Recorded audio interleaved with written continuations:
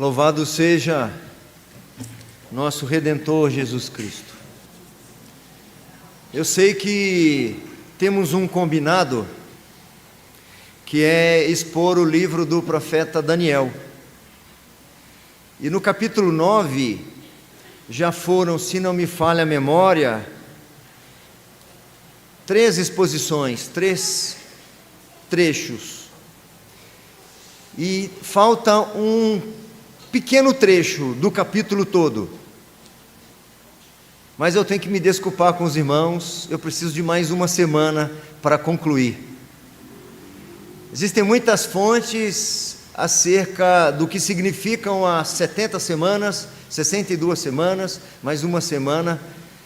Um dos comentaristas apresenta até um cálculo de um matemático.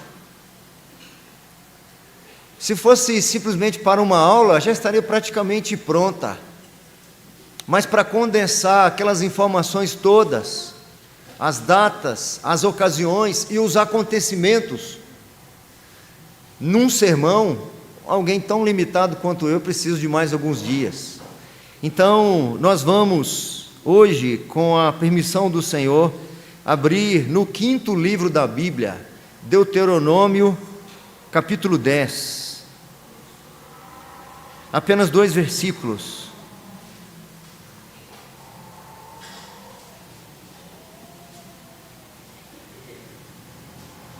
Deuteronômio, capítulo 10.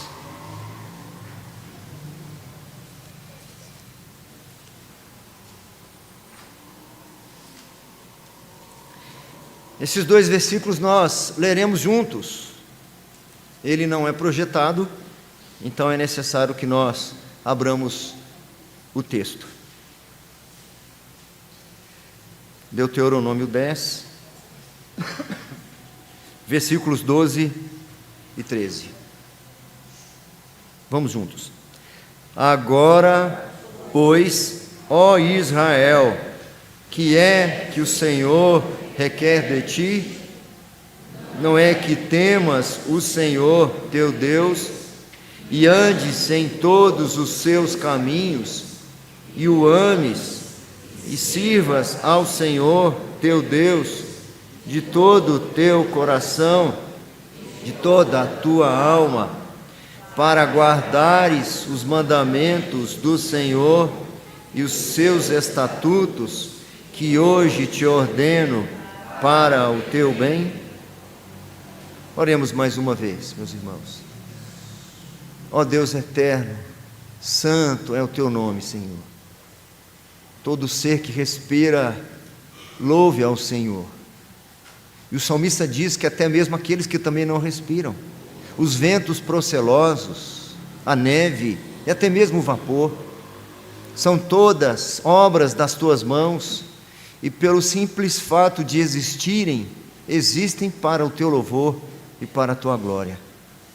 Eis-nos aqui, Senhor, uma pequena porção do vasto rebanho de Cristo, daquele que Ele vem ajuntando debaixo do seu cuidado, ajuntando no seu aprisco, no aprisco do seu pastoreio. Fomos trazidos por teu Espírito solene, oferecêssemos ao Senhor um culto aceitável. Que teu Espírito Santo mesmo continue guiando, orientando, norteando cada momento deste culto, e que tudo glorifique e exalte o teu nome.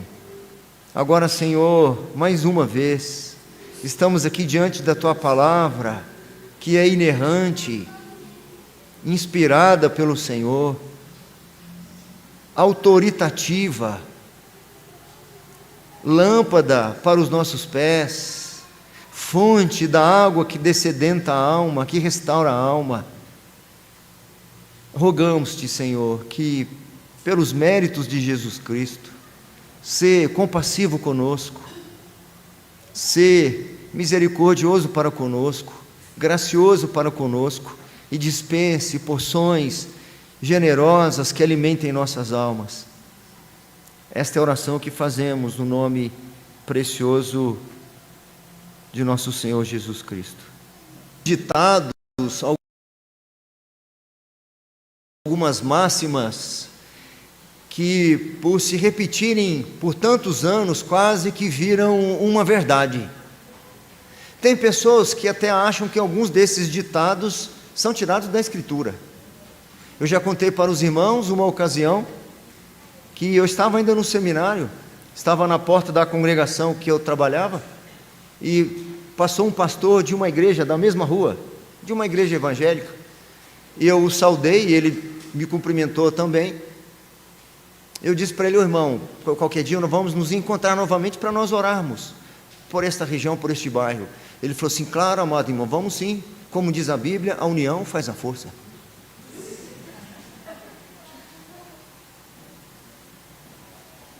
Não está na Escritura, mas tem ditados que parecem que são da Escritura, mas são grandes perversões. Um desses ditados é aquele muito conhecido que os fins justificam os meios. Os fins justificam os meios. Se é para um fim proveitoso, para concretizar uma venda, fechar um negócio, conquistar uma boa nota, alcançar uma recompensa, se o fim trouxer alguma utilidade, tem-se muitas vezes o costume de não ser tão prudente quanto aos meios que proporcionariam aquele fim. Nas Escrituras não são assim.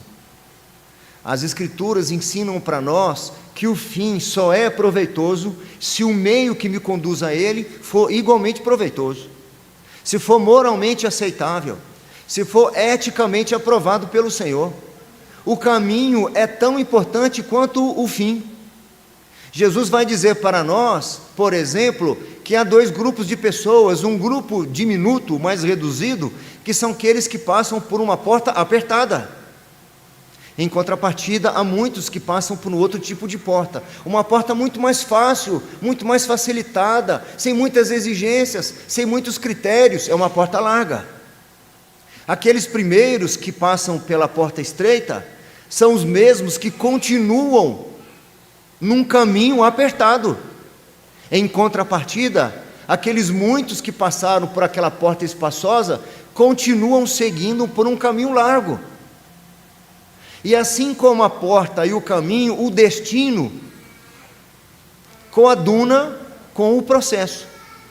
Os que passaram pela porta apertada e caminho estreito são aqueles que chegarão à vida eterna, à salvação, e em contrapartida, aqueles outros à condenação. São poucos os que passam por aqui e muitos os que passam por lá. Esse texto é um daqueles textos que fala do fim e fala do meio, fala do processo. Nós já sabemos que Deuteronômio, o 5º livro da lei, é uma espécie de repetição da lei. Se você já teve a chance de fazer a leitura na sequência a partir de Gênesis, quando você chega aqui em Deuteronômio, você vê coisas repetidas, que estavam lá no Êxodo, em Levítico, etc. Aqui Moisés está com 120 anos. Eles saíram do Egito há 40 anos atrás. Aquela primeira geração que saíra do Egito, os adultos, morreram no deserto. Agora as crianças e os que nasceram depois estão no mesmo lugar que a geração anterior estivera 40 anos antes. Aquela primeira geração queria também um fim proveitoso e maravilhoso, que era adentrar a terra prometida. Eles estavam a alguns passos de caminhada, estavam na divisa com a terra de Canaã, estavam ali às margens do Rio Jordão.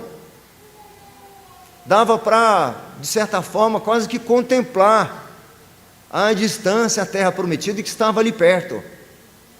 Mas o caminho que conduziria àquela terra prometida não estava completo. E faltava àquela geração preceitos fundamentais, sem os quais eles não adentrariam a terra prometida, como não entraram. Lhes faltava, naquele caso, lhes faltava a fé. Porque quando Moisés, 40 anos antes desse episódio, manda os 12 espiões para espiarem a terra prometida, 40 dias depois eles retornam, e 10 deles dão um relatório negativo, dizendo que a terra prometida, apesar dos frutos preciosos, de fato, leite e mel eram ali encontrados. Havia muralhas, exércitos de gigantes, e eles não conseguiriam adentrar. E eles até alegaram que o Senhor trouxe-os para lá e os seus filhos para matarem os seus filhos ali. E o Senhor então os disciplina, dizendo: vocês não têm condições de usufruir desse final. Vocês não podem adentrar na terra prometida. Vocês não podem colher o que está adiante, porque vocês não plantaram de acordo, vocês não seguiram o caminho correto. E para cada dia que os espias ficaram lá espiando, eles ficariam 1 ano no deserto. Já tinha 1 ano que eles estavam em caminhada entre os acampamentos e as caminhadas. Então o Senhor lhes fez voltar para o deserto e rodear o deserto mais 39 anos, até que toda aquela geração de adultos acima de 18 anos morresse, e os seus filhos, agora 40 anos depois, estão no mesmo lugar. Moisés tem receios de que esses também não consigam cumprir, não consigam trilhar o caminho estreito para usufruírem do que lhes estava proposto. Então ele faz essa repetição da lei. São discursos de Moisés, para ensinar aquele povo que o que estava diante deles era de fato a terra que mana leite e mel, mas há um caminho que eles precisariam percorrer. Nosso tema: o verdadeiro caminho do contentamento. Atender ao que o Senhor requer de nós.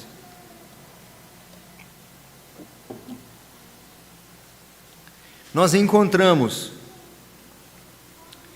no capítulo seguinte, no 11, Moisés falando da terra prometida, falando do alvo, falando da meta.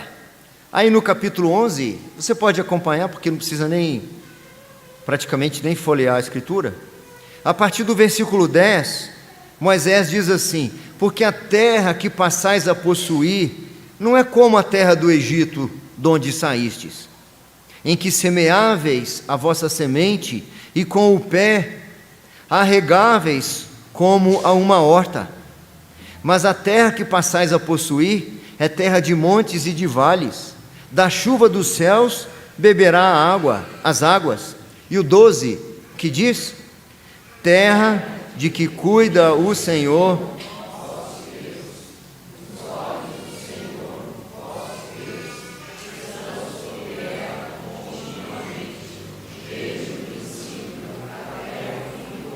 É isso que nós queremos. Se perguntados, eles responderiam: nós queremos isso.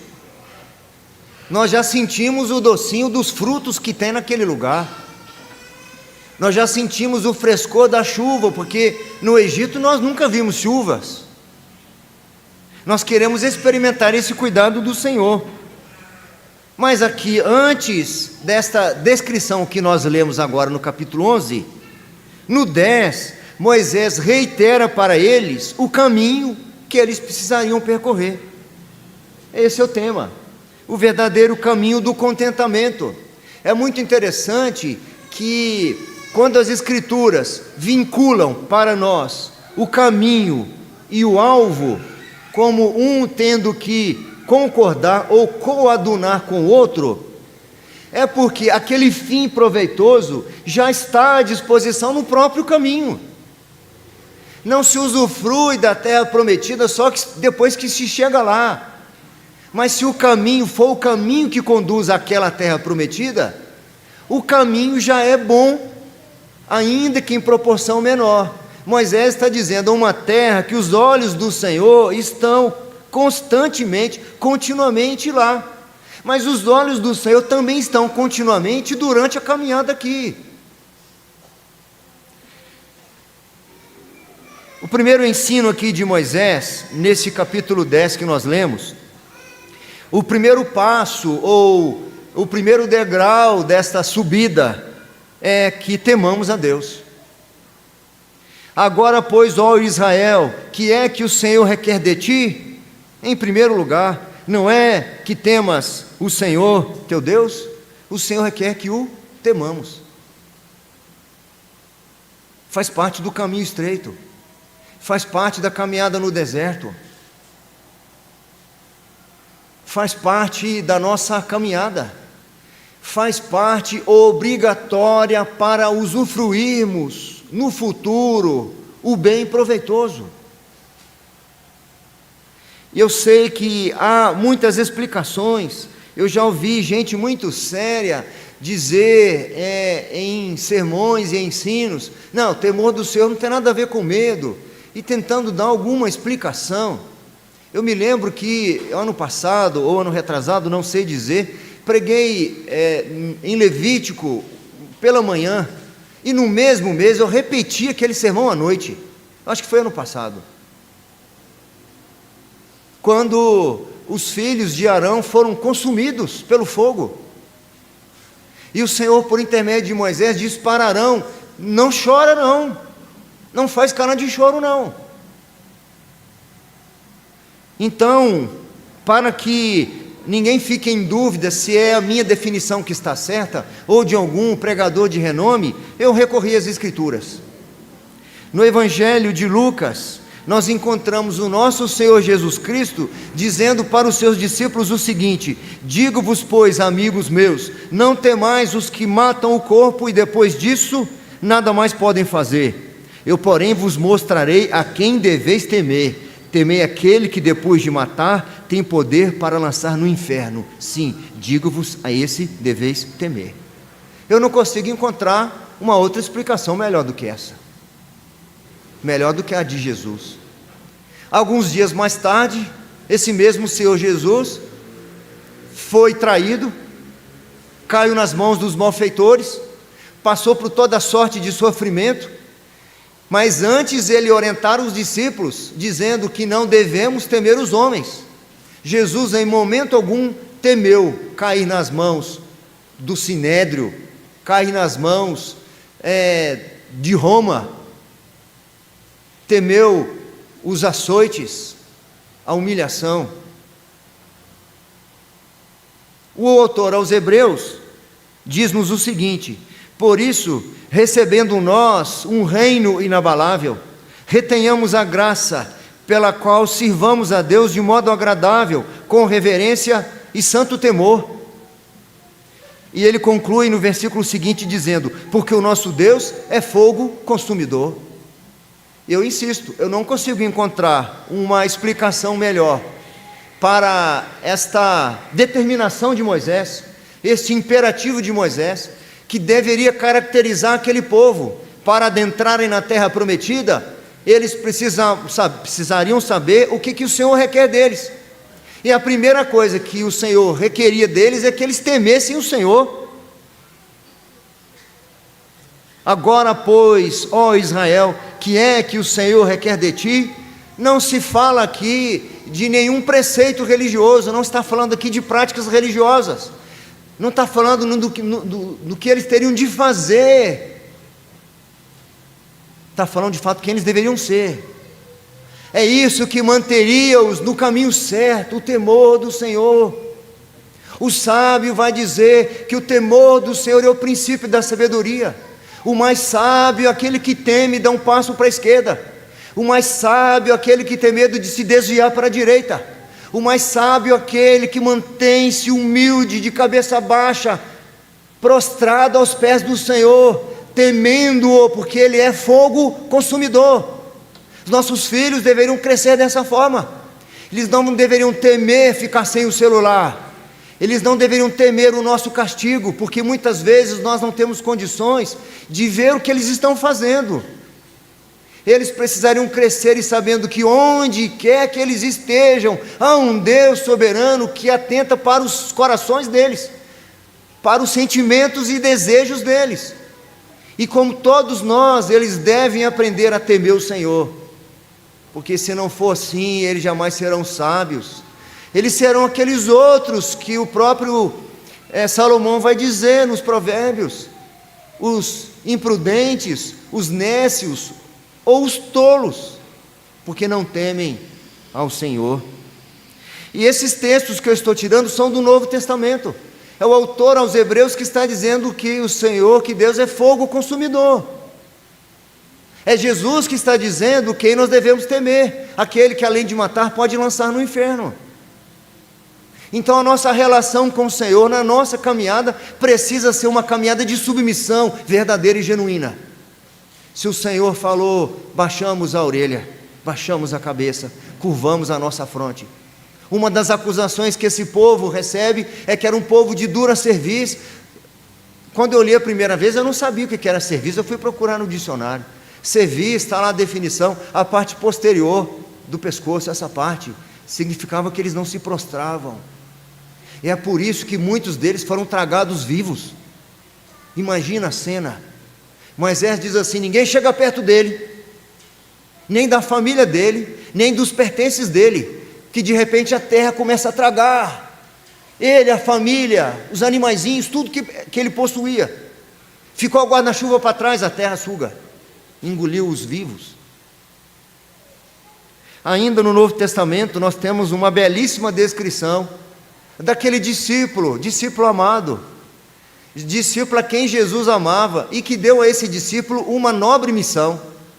João era o mais moço daquele colégio apostólico, e eu acredito que ele foi o mais novo, porque era para ele ficar com a missão de cuidar de Maria. Apesar da segunda pessoa da Trindade estar indo aos céus e ser aquele que intercede por nós, inclusive por Maria, o Salvador de Maria não queria que ela ficasse neste mundo sem a companhia de um filho. E é por isso que ele diz: mulher, eis aí o teu filho. Filho, eis aí a tua mãe. E ele já com idade avançada, apesar de ser aquele discípulo a quem Jesus amava, que reclinava sua cabeça no ombro de Jesus, não está nada à vontade aqui no livro de Apocalipse.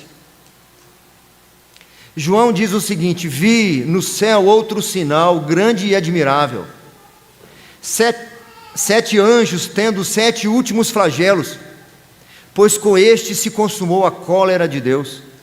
Vi como que um mar de vidro mesclado de fogo, e os vencedores da besta, da sua imagem e do número do seu nome, que se achavam em pé no mar de vidro, tendo harpas de Deus, e entoavam o cântico de Moisés, servo de Deus, e o cântico do Cordeiro, dizendo: grandes e admiráveis são as tuas obras, Senhor Deus Todo-Poderoso. Justos e verdadeiros são os teus caminhos, ó Rei das nações. Quem não temerá e não glorificará o teu nome, ó Senhor? Pois só tu és santo. Por isso todas as nações virão e adorarão diante de ti, porque os teus atos de justiça se fizeram manifestos. Quem não te temerá? Ele está vendo o céu, mas ele não está vendo o Papai Noel. Ele está vendo o fogo consumidor. Para mesclar com o Antigo Testamento, peguei um texto de Jó. Moisés conheceu o Senhor como poucos e se caracterizou por seu temor a Ele. Eu vou citar Jó ainda. No Êxodo 32, por causa do bezerro de ouro, há aqui uma citação de uma oração de Moisés. E diz o seguinte, a oração de Moisés, quando Deus diz que ele iria se afastar do povo, ou antes disse que ia consumir todo o povo. Prostrei-me, pois, perante o Senhor, e 40 dias e 40 noites estive prostrado. Eu não estou citando Jó, não, estou citando o Êxodo 32. Moisés narra que prostrei-me, pois, perante o Senhor, e 40 dias e 40 noites estive prostrado, porquanto o Senhor dissera que vos queria destruir. Moisés, que no final do livro de Deuteronômio, Josué vai descrever a morte de Moisés. E descreve, entre outras coisas, o seguinte: que nunca mais se levantou em Israel profeta como Moisés, que Deus tivesse tratado face a face. Quando o Senhor diz para Moisés, esse íntimo do Senhor, Moisés com o Senhor, quando Moisés ouviu que o Senhor ia condenar toda a nação por conta da sua idolatria com o bezerro de ouro, Moisés se prostrou e ficou 40 dias prostrado, clamando ao Senhor, com um temor de que o Senhor de fato exercesse o julgamento. Moisés ensina mais para nós um passo igualmente importante nesse caminho, que andemos em seus caminhos. Aqui tem a ver com obediência, aqui tem a ver com observar a lei do Senhor, aqui tem a ver com ser radical, raízes fincadas em sólido fundamento. Andar em todos os caminhos do Senhor significa ser guiado por sua palavra santa. Significa não mais ser guiado pelo mundo, não ser guiado pelo senso comum, não ser guiado por suas próprias inclinações e vontades. Nós somos cheios de vontades, cheios de senões para servir ao Senhor. Quando alguma coisa não nos agrada, nós já condicionamos aquilo a servir ao Senhor, como se eu tivesse de ser agradado, como se as minhas preferências que tivessem que prevalecer. Dificilmente nós nos desagradamos e até rompemos com aquilo que desagrada ao Senhor. Eu ouço reclamações em relação à igreja, e é uma das coisas que eu tenho mais dificuldade de ouvir. Mesmo quando a pessoa vai dizer para mim, estou abrindo o coração, mesmo quando a pessoa vai dizer para mim, com alguma razão, eu me sinto na obrigação de dizer, não é tanto assim igual você imagina, porque nós todos somos o mesmo corpo, e a palavra de Deus nos ensina que nós devemos obedecê-lo, e muitas vezes a nossa indignação não tem nada a ver com a palavra. Nossa indignação, nossa revolta, muitas vezes, não tem nada a ver com a Escritura. Quando esse líder Moisés morre, o seu substituto Josué recebe as mesmas incumbências, recebe os mesmos ensinos. O Senhor vai dizer para Josué: sê forte e corajoso, porque tu farás este povo herdar a terra que, sob juramento, prometi dar a seus pais. Tão somente ser forte e muito corajoso, para teres o cuidado de fazer segundo toda a lei que meu servo Moisés te ordenou. Dela não te desvies nem para a direita nem para a esquerda, para que sejas bem-sucedido por onde quer que andares. O seu sucesso depende disso. Não cesses também de falar deste livro da lei, antes medita nele dia e noite, para que tenhas o cuidado de fazer segundo tudo quanto nele está escrito. Então farás prosperar o teu caminho e serás bem-sucedido. O sucesso, o êxito, a linha de chegada, ela vem em decorrência de um caminho único. E nessa questão é um caminho de obediência à palavra. Você chegou a essa conclusão que ninguém mais aqui é importante, ninguém mais aqui se importa com a Escritura, ninguém mais aqui obedece ao Senhor, com base em quê? Onde nas Escrituras você chegou a essa conclusão? A pessoa não sabe. Algumas vezes eu faço um exercício aqui na sala. Irmãos, o que vocês acham? Aí dou uma sugestão, vocês acham isso que está certo? Tem pessoas que falam sim, outros dizem não, alguns não dizem nada, nem sim nem não. E aos que dizem sim, eu pergunto, com base em que vocês acham que isso é verdade? Talvez pelo meu argumento, talvez porque foi eu que falei, e eu confio no Senhor. Talvez sua forma de dizer me pareceu tão coerente. E os que disseram não, da mesma forma. Nós precisamos ter uma mentalidade bíblica, eu digo isso com uma certa regularidade na nossa classe de EBD, mentalidade bíblica. nossas posições, nossas decisões devem estar alicerçados na Escritura. Com base em que eu cheguei a esta conclusão? Todo aquele, pois, que ouve estas minhas palavras e crê naquele que me enviou, tem a vida eterna. Ouve e pratica. No final do Sermão do Monte, Jesus, todo aquele, pois, que ouve estas minhas palavras e as pratica, é comparado a um homem prudente que edificou sua casa sobre a rocha. O oposto também é apresentado nas Escrituras. Nós encontramos, por exemplo, o salmista no Salmo 1, colocando as duas situações: aqueles que têm sua vida pautada na palavra, na obediência na palavra, e aqueles que têm o seu caminho pautado no senso comum, ou nas suas vontades, nos seus desejos. O Salmo 1 vai dizer: bem-aventurado o homem que não anda no conselho dos ímpios, não se detém no caminho dos pecadores, nem se assenta à roda dos escarnecedores. Antes, o seu prazer está na lei do Senhor, e na sua lei medita de dia e de noite. Isso caracteriza a caminhada dele. Então ele vai ser exitoso, ele vai ser bem-aventurado, como o Senhor disse para Josué. Mas o salmista diz a contrapartida, que o ímpio não é assim. O ímpio é como a palha que o vento dispersa, porque não tem fundamentação na sua caminhada. Terceiro,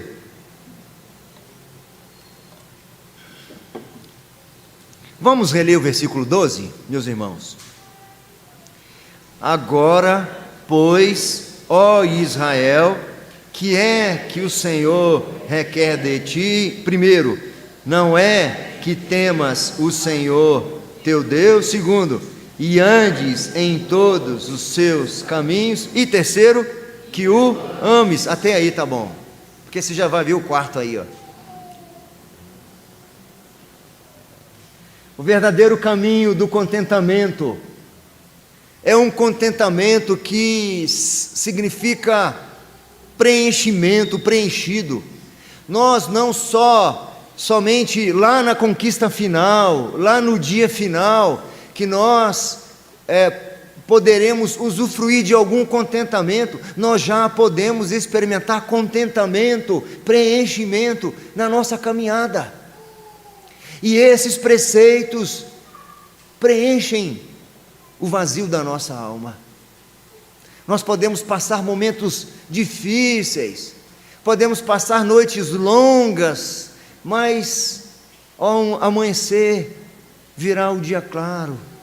O choro pode até durar uma noite, algumas noites, algumas semanas, mas a alegria vem ao amanhecer. É preciso explicar que o amor não significa um mero sentimento. Muitas vezes não vamos ficar arrepiados quando cantamos algum cântico, algum hino. Não é toda vez que isso vai acontecer, não é toda vez que a gente vai estar assim super empolgado. Louvado seja o Senhor, vamos para a reunião com o povo de Deus mais uma vez, vamos cultuar o Senhor mais uma vez, fomos pela manhã e vamos voltar à noite, estamos super animados. Nem sempre a caminhada é fácil, mas quando nós amamos ao Senhor, entenda, eis aqui um preceito precioso que inunda o nosso coração, que invade a nossa alma, e tem a ver com compromisso, tem a ver com uma decisão,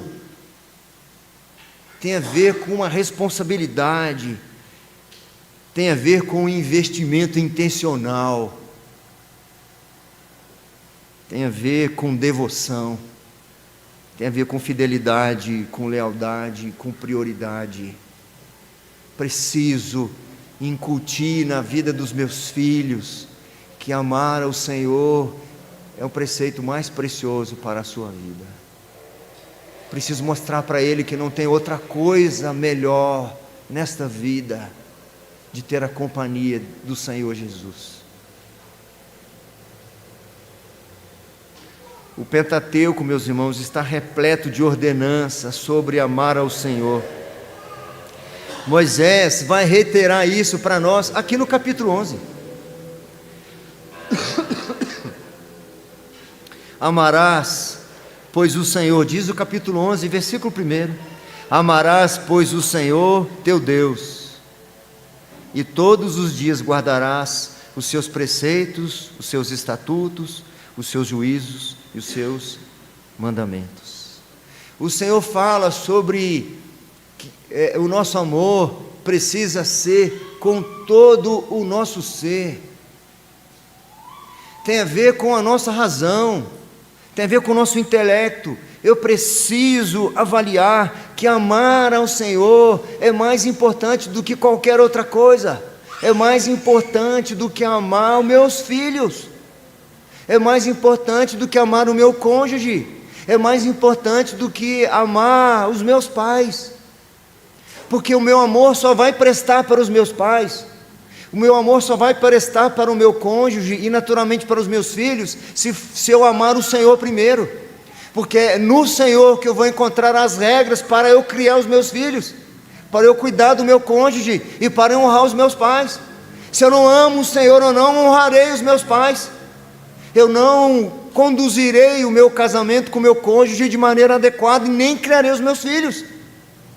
Não posso abrir mão do Senhor por nenhum deles, não posso, ainda que eu tenha que muitas vezes frustrá-los, muitas vezes demonstrar para eles que de fato o Senhor é mais importante.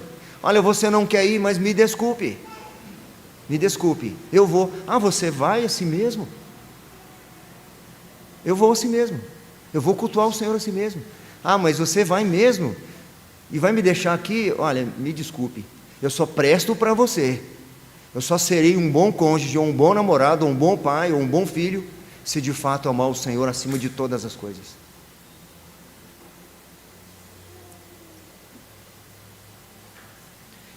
E eu repito, tem a ver com disposição, tem a ver com devoção, tem a ver com confiança, tem a ver com fidelidade, tem a ver com lealdade e tem a ver com prioridade. O reino de Deus e a sua justiça e todas as outras coisas nos serão acrescentadas. E finalmente, irmãos, o versículo já deu a dica para nós. Agora, pois, ó Israel, o que é que o Senhor requer de ti? Não é que temas o Senhor teu Deus, e andes em todos os seus caminhos, e o ames, e sirvas ao Senhor teu Deus de todo o teu coração e de toda a tua alma. O Senhor requer que nós também o sirvamos. Assim como o nosso amor precisa ser com a razão, com as afeições e com a vontade, o nosso serviço também. O nosso serviço também tem muito a ver com sujeição, meus irmãos. E alguns de nós diz que entende isso com facilidade, que serve ao Senhor. Só que nós servimos ao Senhor, preste atenção, nós servimos ao Senhor à medida que servimos aqueles instrumentos nas mãos do Senhor. Servir o Senhor é fácil, difícil é servir a minha escala. Difícil é servir aquele que me lidera. Difícil é servir aquele que está me pedindo ajuda. Difícil é servir aquele irmão que eu tenho algum dissabor com ele. Mas servir ao Senhor só se manifesta no serviço uns aos outros. Porque quando fizemos aos pequeninos, assim fazemos ao Senhor. Eles não eram mais escravos do Egito, eles não mais serviam aqueles senhores, agora eles precisam servir inteiramente ao Senhor, e servir inteiramente ao Senhor é onde está a nossa liberdade. Quando nós de fato não nos submetemos a servir ao Senhor, aos seus chamados, às suas convocações, seja para um cargo na igreja, seja para uma função, seja para um auxílio qualquer, quando nós o servimos, é aí que nós estamos libertos. Nós somos libertos de vícios que habitam o nosso coração. Nós somos libertos de servir a nós mesmos. Nós somos libertos do nosso egocentrismo. Nós somos libertos daquele desejo de autossuficiência. Eu sou liberto de mim mesmo, porque eu quero ser Senhor da minha vida. Mas eu não sou Senhor da minha vida. Logo, diz Paulo aos crentes da Galácia: já não sou mais eu quem vivo, mas é Cristo que vive em mim. E esse viver agora eu vivo pela fé naquele que me amou e se entregou por mim. Ele vai dizer aos presbíteros lá de Éfeso: não considero a minha vida preciosa para mim mesmo, conquanto ou a não ser que eu complete a carreira, o ministério que eu recebi do Senhor. Nós não somos donos de nós mesmos. Esses irmãos do passado não deviam mais servir às inclinações de seus corações, eles não deviam servir aos seus senhores do Egito, eles devem servir ao Senhor. E é muito precioso quando nós ouvimos, por exemplo, Samuel, quando foi levado para o templo por sua manhã, certa noite ele escuta uma voz: Samuel. Ele acha que é o sacerdote Eli, e por 2 vezes ele vai lá falar com o sacerdote Eli, até que na última vez Eli diz assim: na próxima vez que você ouvir chamar o seu nome, você diz assim: eis-me aqui. O que ele diz lá? Fala que o teu servo ouve. O eis-me aqui é o Isaías que eu ia falar também. Fala que o teu servo ouve. É tão bonito nós lermos lá o profeta Isaías, quando o Senhor diz: quem há de ir por nós? E o profeta diz: eis-me aqui, envia-me a mim.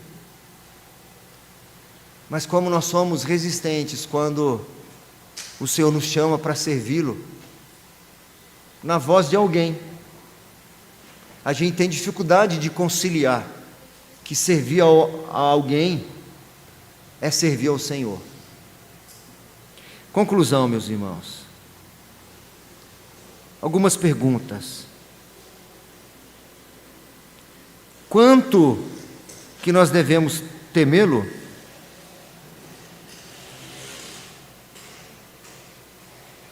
Quanto devemos andar em seus caminhos?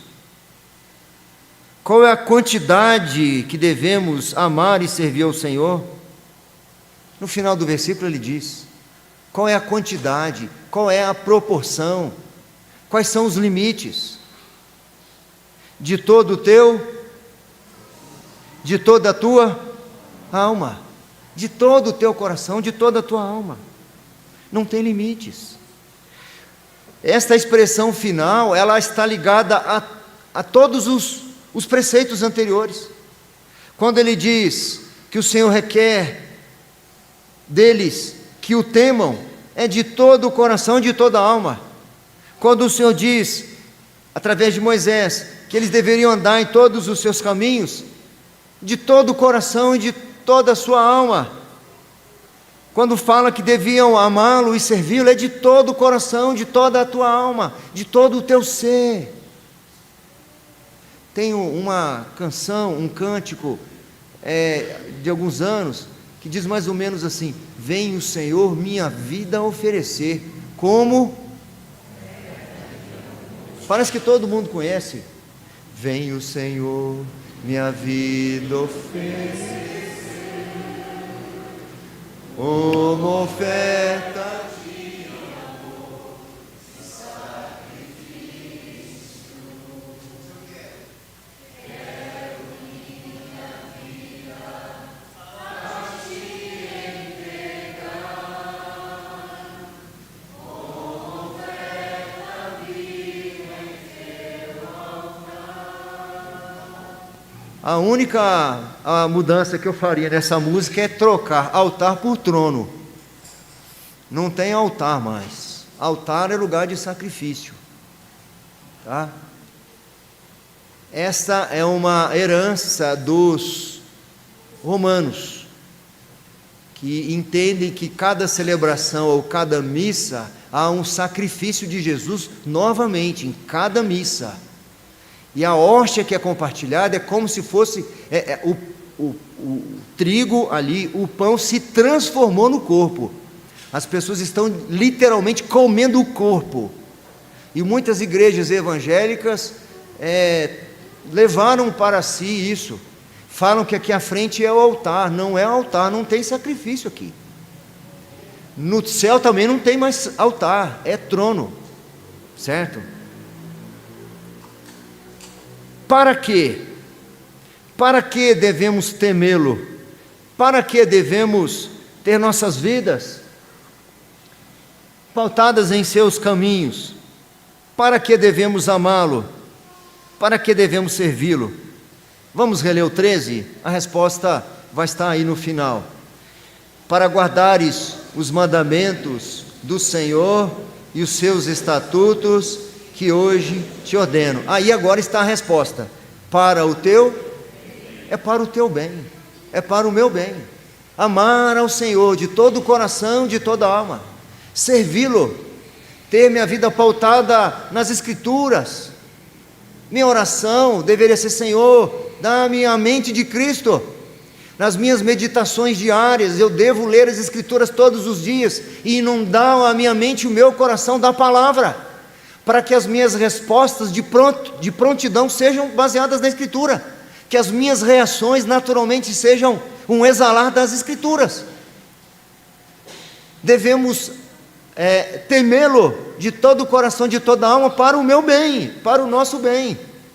Assim adentraremos na terra prometida e já usufruiremos um pouquinho da terra prometida aqui. Porque assim como os olhos do Senhor estão postos na terra prometida, estão postos naqueles que andam dessa forma. Assim como o cuidado, a provisão, a proteção do Senhor estão sobre a terra prometida, estão sobre aqueles que estão caminhando para a terra prometida, porque Ele é quem nos conduz para lá. Que a nossa vida seja marcada, meus irmãos, com marcas indeléveis do caráter do Senhor Jesus Cristo. Que cada dia nos pareçamos mais com Cristo e menos conosco. Que tenhamos prazer com mudanças na nossa vida. Que estejamos jubilantes quando reconhecemos nossas faltas, quando Deus nos mostra áreas nas nossas vidas que precisam ser mudadas, quando nos mostra nossa impaciência, ou quando revela para nós vícios e hábitos perversos, para que tenhamos a chance então de, em Cristo Jesus, sermos transformados de glória em glória. Que o Senhor tenha misericórdia de nós e que levante entre nós um povo que se chama de fato pelo seu nome, que é conhecido pelo nome de Jesus Cristo, não porque nos auto-intitulamos, mas de fato porque nos parecemos com Ele.